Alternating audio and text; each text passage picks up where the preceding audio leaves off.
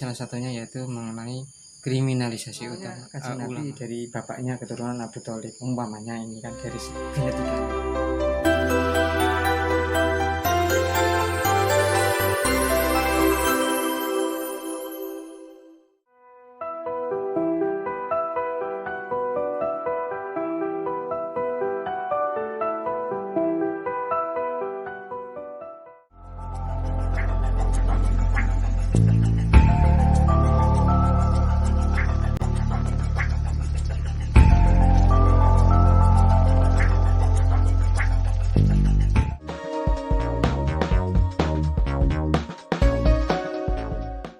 Warahmatullahi wabarakatuh. Salam Sri Rahayu Nusantara, salam segitiga Mas Joglo Semar Bali.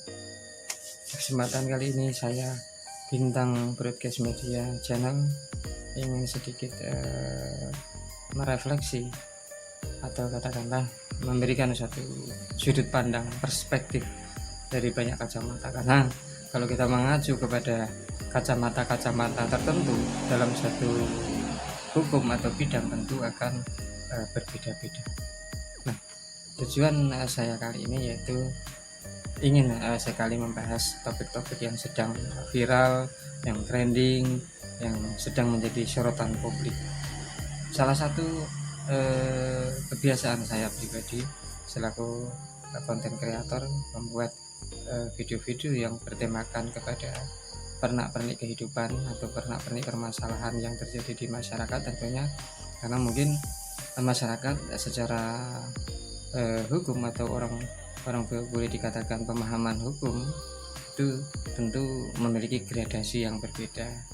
Gradasi yang saya maksud adalah tingkat pengetahuan, pemahaman, juga mungkin faktor informasi yang tidak sampai karena mereka mungkin sudah disibukkan dengan urusan mereka masing-masing. Nah, ini yang ingin kita bantu dengan adanya konten-konten yang kita buat dari bintang broadcast media channel ini. Mudah-mudahan bisa membantu banyak kalangan dalam menyikapi, menanggapi semua isu-isu atau mungkin berita-berita informasi yang bisa dikatakan bisa memicu satu kerawanan politik dalam tanda kutip. Ini bukan hoax, atau ini pun sekaligus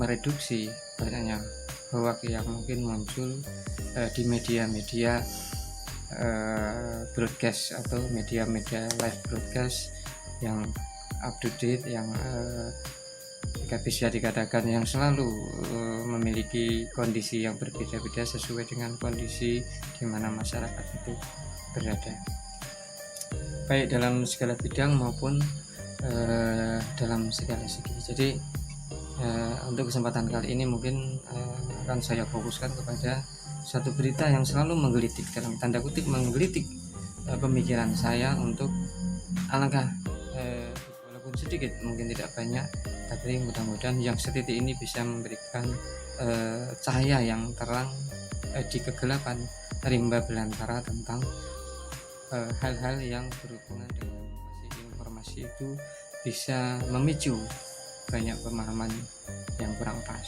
Ini yang harus kita hindari. Jadi saya ingin sedikit mengomentari bagaimana berita-berita yang sudah saya tadi share, saya browsing, kemudian saya baca kriminalisasi sampai terjadi seperti ini. Nah, ini salah satunya yaitu mengenai kriminalisasi ulama. Kriminalisasi ulama itu muncul setelah mungkin era Orde Baru itu runtuh, karena di sini begitu tahun 2000 sistem itu sudah berubah, dan begitu pula Orde itu di saat tahun 2000 dengan runtuhnya Orde Baru di tahun 1998 itu sudah banyak berubah. Muncullah di sini angin reformasi atau dikatakanlah poros tengah. Bagi saya poros tengah ini merupakan suatu poros yang seharusnya memang memiliki peranan penting yang harusnya bisa memperkokoh persatuan kekuatan-kekuatan politik, bahkan kekuatan-kekuatan massa di negeri. Namun ternyata kekuatan poros tengah ini justru mengobrak-abrik ya susunan atau tatanan yang seharusnya tatanan ini sudah tertata. Jadi di sini bukan masalah tatanan birokrasi yang tidak baik, tapi tatanan-tatanan yang seharusnya yang justru sudah kita kita tahu tahun 2012 ke sini ya, itu muncul kelompok 212. Kita memahami hal itu. Awal-awalnya dari mana? Awal-awal mulanya sehingga muncul kriminalisasi ulama. Tentu semua itu berhubungan dengan kondisi sosial politik kondisi negeri. Kita tahu bahwa kultur budaya negeri ini adalah kultur budaya Bhinneka Tunggal Ika yang memiliki mayoritas adalah umat Islam atau umat Muslim di negeri ini. Tentu umat Muslim atau umat Islam di negeri ini memiliki kekuatan yang sungguh luar biasa. Nah, hal tersebut bagi musuh-musuh Bhinneka Tunggal Ika, istilahnya hadirnya media massa yang lainnya kita dininabubukan. Kita dulu orang-orang TI di tahun 96 kita sudah membahas hal itu di Jakarta. Orang-orang itu dulunya itu ada sejarah. Makanya dulu Arif itu anaknya orang TI itu mendirikan perusahaan DSS, Decision Support System. Kemudian Arif lulusan ITB, MIPA ITB, kemudian S2-nya Amerika, MIPA, kemudian si Ruli itu TI lulusan Australia. Saya sendiri yang memang kebetulan beragam nggak bisa meraih gelar sarjana, tapi dari ide-ide saya mereka merekrut saya gitu, untuk bergabung. Ceritanya seperti itu. Tahun 96 itu sudah kita membuat embrio untuk membuat perusahaan bagaimana supaya kita bisa memasarkan produk dengan menggunakan internet. Tahun 96 itu masih HP-nya masih bisa buat barang kiri gede ya, karena dulu kita berhubungan dengan pasar modal, kita mendapatkan informasi dari router kondisi-kondisi luar negeri ekonomi gimana. Itu musuhnya bom-boman, teror bom itu di sana. Kita di lantai 12 itu dapat teror, itu terpaksa kita turun dari liftnya, mati semua, dimatiin. Gimana juga turun. Jadi gitu. Kita istilahnya jangan sampai kita membantu tapi ada yang harus digawang ya, ada yang harus diperhatikan bahwa kita itu dengan adanya TikTok masyarakat dimanjakan, Facebook dan yang lainnya mereka asik, tapi satu yang mereka lupakan bahwa di belakang mereka harus ada yang pegang kepentingan mereka, undang-undangnya, peraturan-peraturannya. Hanya kita lupa begitu sudah disusupi mereka ya, orang-orang yang aktif di undang-undang ini hukum gitu, di bidang hukum mereka bermain di belakang layar, masuk kepada pemerintahan birokrasi melalui DPR dan yang lainnya. Mereka merubah undang-undang, menyisipkan undang-undang yang memunculkan banyak konflik nantinya. Itu kalau kita mau jujur gitu. Seperti itu. Jadi nggak istilahnya nggak serta-merta semuanya itu. Bahkan kita sudah warning, hati-hati nanti akan muncul ini kelompok-kelompok yang mengatasnamakan ya istilahnya orang-orang yang paling benar, kemudian mereka menyusup lewat golongan-golongan akademisi, mahasiswa ya kan. Saya itu ingat tahun 80 almarhum Sulis itu dulu juga sudah masuk doktrin, karena pada waktu itu tahun 86 kita di SMP itu sudah didoktrin untuk bisa perang, kita menjadi pasukan mujahidin di Banyuwangi, pasukan berani mati. Itu SMP kita didoktrin, tapi karena kultur saya kuat ya kan, nasihat kakek saya kuat, saya berseberangan dengan almarhum Sulis. Akhirnya dia masuk SMA 60, kemudian masuk ke UI. Nah di situ dia mulai ketahuan Islam garis keras. Kita dulu SMP sudah mau, bahkan kita sudah sepakat kita jihad di Afghanistan, sudah kita mau dikirim ke Afghanistan, tapi kita nggak mau karena beda kita di situ. Saya berseberangan dengan Sulis, saya mendapatkan istri, kemudian dia masuk golongan yang istilahnya orang tuanya kalau di rumah itu dipel, nah itu bahkan dapat istri seperti itu. Saya juga sempat dikasih tahu teman-teman, tolong kamu nasihati Sulis, almarhum Sulis, karena yang bisa menasihati hanya kamu yang otaknya sampai gitu. Seperti itu. Itu pun kita sering kontak teman gitu, hati-hati Lis, nanti kamu berurusan. Kita sudah berseberangan. Jadi kalau berpikir masalah hukum, bahkan Islam radikal, karena kita dari kecil dididik itu enggak radikal dan kita dididik itu militer, bahkan kita harus benar-benar patriotisme itu, jadi saya bisa menghindari kaum radikal. Kemudian SMA sampai SMA berubah kuliah. Nah kuliah dulu saya di UNS Solo, mau masuk UNS, tapi di saat saya sering bolak-balik ngurusin keperluan itu, saya dapat kenal teman, kemudian saya diajak untuk pengajian. Setelah saya lihat kok pengajiannya hari ini, kok temanya ini, saya jadi berpikir gitu. Nah dari situlah saya mulai mengenal namanya kelompok-kelompok ya radikalisme itu masuk melalui akademisi atau kaum intelektual universitas lah gitu. Kemudian teman saya IPB juga gitu, sering mendoktrin. Bahkan waktu saya di Jakarta itu diajak untuk dibaiat di Bogor itu, untuk masuk situ untuk menyumbang waktu saya kerja. Nah dengan alasan nanti kita dijodohkan, ya cantik-cantik memang gadisnya, tapi saya nggak mau karena Cadar toh. karena kita dipancing gitu loh, dipancing kita bisa, karena saya dulu kerjanya lumayan, kita dipancing ke sana untuk donasi supaya nanti dibaiat, dinikahkan. Nah kita nggak mau, karena saya tahu paham arahnya ke sana, karena kita dari keluarga militer dan kita juga munawirawan lah gitu loh, hanya itu keluarga kita, jadi kita sudah jauh, kita arahnya ini berbeda. Itu salah satu contoh. Kita dininabubukan kita itu dalam dua bentuk, satu melalui media, kedua melalui hukum. Kita dininabubukan. Nah kemudian dengan hadirnya media ini juga kita awasi terus dulu saya dengan teman-teman. Boleh dikatakan tahun 96 kenapa saya pulang ke daerah atau pulang ke desa, saya bilang kepada Arif dan Aruli, Rif, suatu ketika ingat janji saya, pesan saya, walaupun saya di gunung, saya bisa melihat pekerjaan kamu di Jakarta. Kamu kok yakin? Karena teknologi nanti suatu ketika internet itu, saya di gunung pun saya tahu kegiatan kamu, saya bisa mantau kamu, saya tahu kalau saya nggak kehilangan jejak kamu. Itu saya sekarang terbukti, kita di gunung pun bisa siaran, kita bisa tahu informasi sampai di mana gitu. Media sosial. Nah itulah fungsinya, tapi kita tidak boleh terlena gitu, dikasih hal-hal TikTok, dikasih semule, kita lupa bahwa urusan sebagai warga negara punya dan kewajiban patriotisme dan cinta tanah air. Itu yang kita lupa, kita dininabubukan. Akhirnya pada suatu kondisi kita ya diserang gitu, digerogoti dari dalam, dari persaudaraan kita, nasionalisme kita dikafir-kafirkan, hormat senjata. Umar Patek saja sudah insaf itu, hormat ya kan. Siapa namanya kemarin yang sering hadir di acara radikalisme saja mereka mengatakan itu salah, akhirnya mereka insaf. Nah ini kalau mereka nggak bisa radikalisme, akhirnya mereka masuk melalui cara yang halus. Contohnya mulai fatwa-fatwa ulama yang mereka katakan ulama yang bagaimana. Nah ulama kan ini kan kita tuh punya 4 mazhab, kita punya 73, semuanya Islam.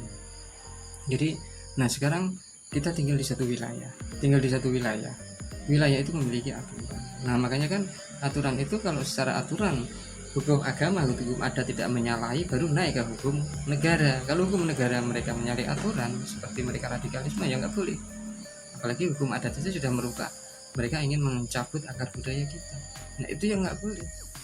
Kalau akar budaya kita, jiwa budaya kita dicabut, jadinya ya wong edan, cah gemblung tuh. Makanya itulah ya, kita gimana, jiwa Bhinneka Tunggal kita, Tunggal Ika kita, jiwa orang Jawa kita dicabut, ya kita nggak punya jiwa. Kebingungan itu kan mereka.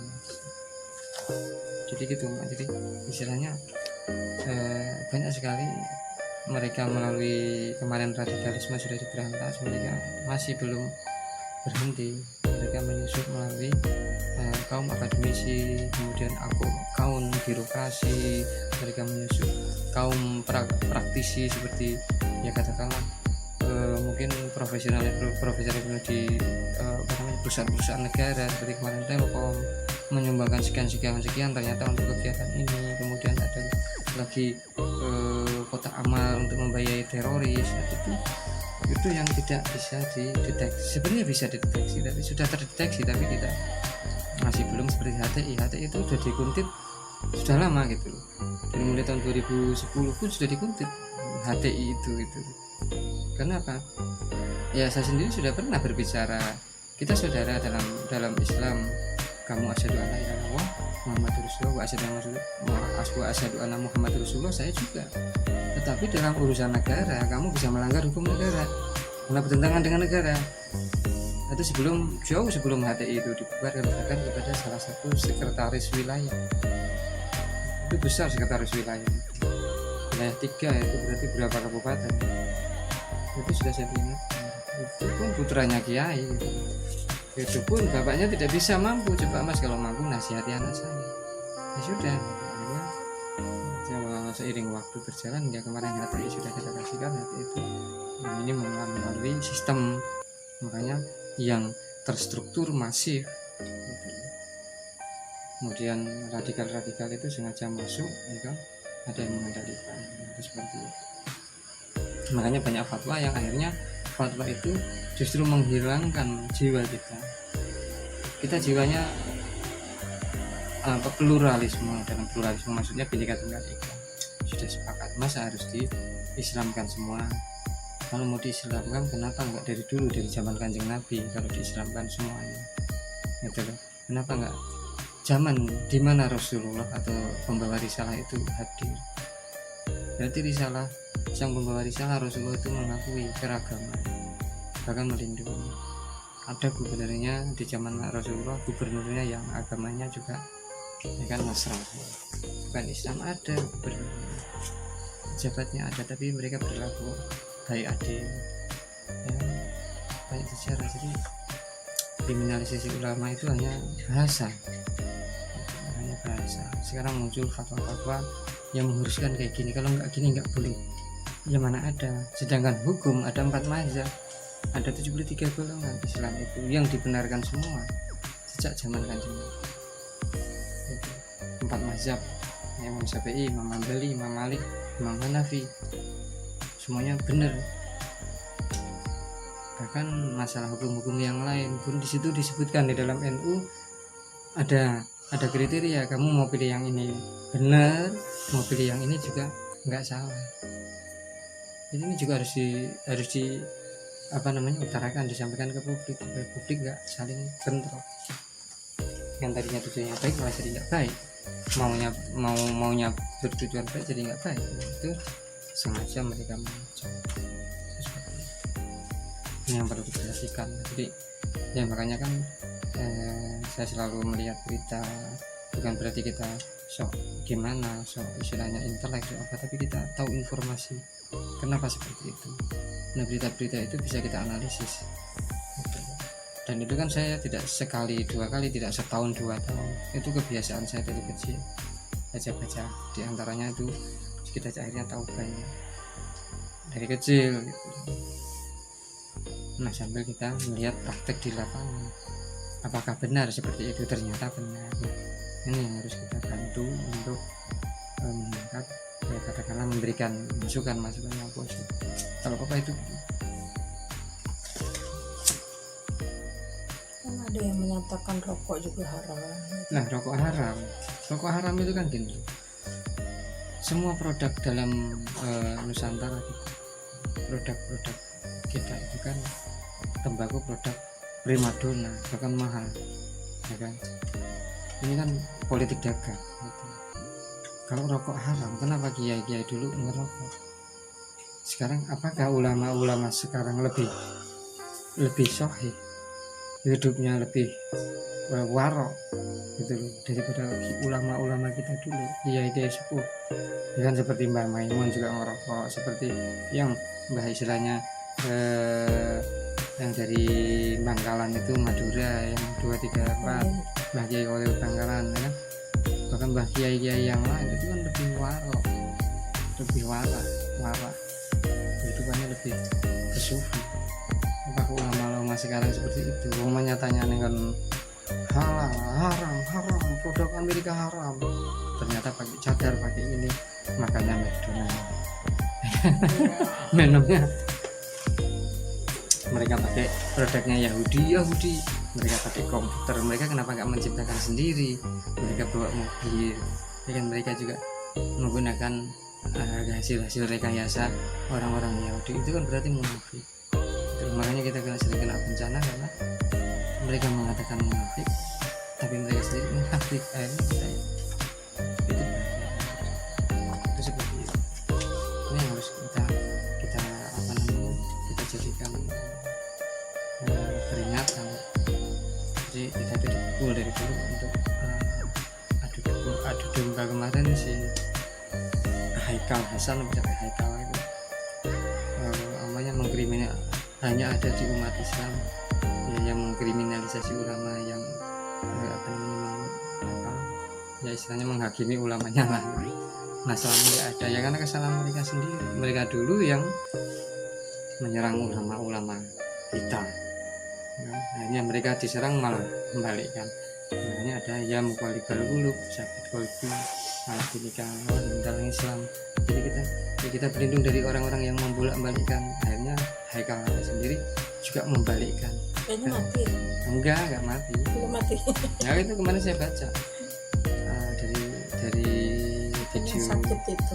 Dari videonya itu kan dia mengatakan kenapa di Islam yang hanya ada di Islam yang menyerang ulama-ulamanya, bahkan mengkriminalisasi ulama. Lalu salah mereka sendiri. Mereka mengkriminalisasi ulama kita, dibalikkan sama Allah. Gitu. Mengkriminalkan ulama kita, akhirnya mereka dikriminalkan. Itu kan sudah, kalau mereka karma ya mereka karmanya gitu. Itu yang mereka harus pelajari, harus sadari bahwa Islam itu rahmatan lil alamin.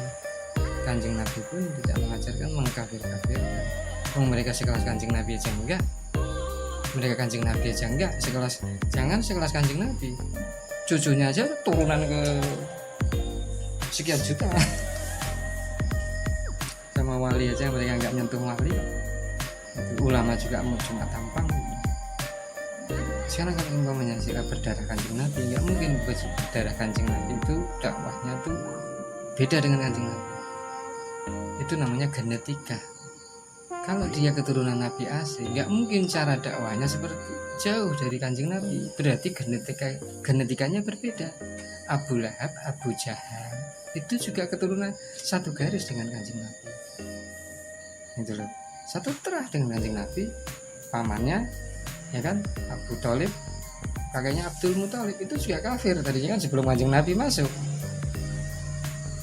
Nah ini keturunan dari mana? Kalau keturunan Kanjeng Nabi asli, darahnya genetikanya Kanjeng Nabi, ya dakwahnya monggo dan Injil. Kan Kanjeng Nabi bahasanya halus. Nah sekarang itu genetikanya Kanjeng Nabi jatuh. Kalau kita belajar genetika, Tapi itu dinyatakan bahwa keturunan dari. nah makanya darahnya garisnya dari Kanjeng Nabi, tapi ini darahnya siapa yang dibawa? Apakah darah Abu Jahal, Abu Lahab? Kalau darahnya yang dibawa itu darahnya Kanjeng Nabi, ya pasti ceramahnya kayak Kanjeng Nabi. Bahkan kayak katakanlah mau dibunuh Abu Bakar saja silahkan gitu. Bahkan Abu Bakar sampai gemetaran membunuh Kanjeng Nabi gitu. Ini malah penggal lehernya Bahar itu. makanya ya itu Mengajar, sekarang gini loh mengajar orang. umpamanya Kanjeng Nabi dari bapaknya keturunan Abu Thalib, umpamanya ini kan garis genetikanya. Nah setelah Bapak Abdullah dengan Bunda Siti Aminah itu menikah, ini kan semuanya dari keturunan bukan Islam, melahirkan Kanjeng Nabi yang Islam. Nah ini kan Kanjeng Nabi berarti membawa dua sel DNA dari ibu dan bapak. Kemudian Kanjeng Nabi punya putra semua. Nah sel-sel yang istilahnya Abu Jahal, Abu Lahab itu juga menurun kepada keturunannya. Ini keturunan yang mana? Kalau keturunan yang dari Kanjeng Nabi asli, keturunan yang baik, dia pun akan dakwahnya baik. Tapi kalau keturunannya sudah tercampur dengan Abu Lahab, Abu Jahal, ya itu tadi yang munculnya itu kan mereka kepala suku. Kalau dulu ya raja lah, kalau kepala suku sana suku raja-raja seperti kita kan. Mataram punya Mangkunegaran, ada ini, nah itu raja-raja. Sekarang gini, kalau kita istilahnya keturunan Fir'aun, kalau kita istilahnya raja-raja kita itu dikafir-kafirkan, kenapa gelarnya ya kan, Khalifatullah, penatagomo Khalifatullah, yang penatagomo, penata agama. Nah itu kan mereka tidak mengakui bahwa ya itu, bahkan mereka membawa budaya-budaya ke sana ke sini, budaya kita dimatikan. Tapi tidak begitu, Kanjeng Nabi nggak pernah membunuh budaya sana. Makanya sirah nubuwahnya itu mereka yang mana gitu, garisnya, terahnya. Itu saja kalau saya mengambil analisis itu genetika. Nek genetika nih Kanjeng Nabi. Nah sekarang Siti Aisyah, Bunda Siti Aisyah radhiyallahu anha, keturunan siapa? Abu Bakar. Sebelum Abu Bakar ketemu dengan Kanjeng Nabi, Abu Bakar ini siapa? Nah, kemudian punya anak, ya kan, Siti Aisyah radhiyallahu anha. Nah ini kan juga keturunan dulunya juga orang sangar, makanya dia berani bertempur gitu, karena membawa darah Abu Bakar. Tetapi di situ juga, makanya ini ada Sunni, ada golongan Syiah, itu kan juga ini pertempuran, peperangan paham. Mungkin belum bisa ada kalau di pesantren sebagian dibahas, tapi orang-orang memang nggak sembarangan karena dia memiliki daya talar. Nggak semuanya, wong Allah pun juga nggak gaib semua. Sekarang kalau Allah gaib, ya kita bingung Allahnya yang mana, ya Allah yang maha kuasa, yang maha besar, yang mana. Nah, menciptakan umat Islam toh, oh berarti kamu Allahnya umat Islam. Allah yang maha besar itu yang menciptakan semua makhluk, mau Islam, mau Kristen, mau saya, mau jin, mau setan, Allah yang menciptakan. Itu kalau kita mau jujur gitu, kalau kita dikatakan ya itulah gitu, kalau nggak sejarah itu ditiru. Intinya di situ. Jadi kita harus hati-hati dalam kriminalisasi atau mengkafir-kafirkan atau apapun. Dan pesan Kanjeng Nabi juga seperti itu. Bahkan orang yang tadinya sangat, orang yang tadinya ya seperti Abu Bakar bisa istilahnya sama Kanjeng Nabi, tapi Abu Bakar kan tetap menjadi sang khalifah. Bahkan bukan berarti mereka terus mengkirikan diri, memiskinkan diri, tidak. Nanti kalau miskin dia makanin rakyatnya dari mana gitu. Ini yang jadi doktrinasi orang-orang mereka, pemimpinnya harus kere, nggak bisa. Nanti kalau pemimpinnya kere, ya bagaimana membiayai rakyatnya? Korupsi, ya kan? Mengelola berarti negara juga memperhatikan pejabatnya yang baik. Mereka mengasih gaji yang sesuai, tunjangan, ada aturan yang tidak sembarangan. Kalau pemimpin harus kiri, nggak boleh di keraton. Nah, nanti yang memerintah siapa lo? Yang gimana ini nanti dia ngasih makannya gimana? Kedudukannya dia nanti di mana? Itu lah hanya kita dipukul melalui istilah, ya kan, mahkota tanpa raja tanpa mahkota. Ini juga sedang kita kaji. Gitu. Karena yang raja itu suatu ketika akan pakai mahkota. Kalau tidak bermahkota ya nanti rajanya gimana? Sedangkan di dalam ayat kursi jelas, Allahu la ilaha illa huwal hayyul qayyum. Di situ Allah digambarkan menduduki sebuah tahta kerajaan. Nah, kalau mereka mengatakan khilafah yang bagaimana bentuknya? Sedangkan di dalam Al-Quran jelas kerajaan Allah sang maha raja.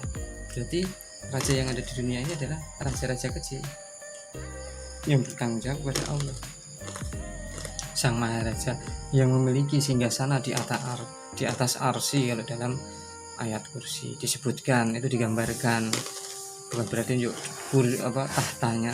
tahta kerajaannya itu ada di atas arsy, enggak. Di atas arsy, di atas langit, semua yang menaungi alam jagat raya, ya bumi, ya planet, ya galaksi. Ada berapa planet, ada berapa galaksi yang kelihatan maupun yang belum kelihatan, ya kan, planet-planet atau benda-benda angkasa yang bisa dilihat ataupun yang tidak, itu di dalam kekuasaan Allah. Ini harus dipahami dulu. Jadi kita misalnya mengamati supaya kita mereduksi, mengurangi berita-berita hoax, kita harus paham, kita salah.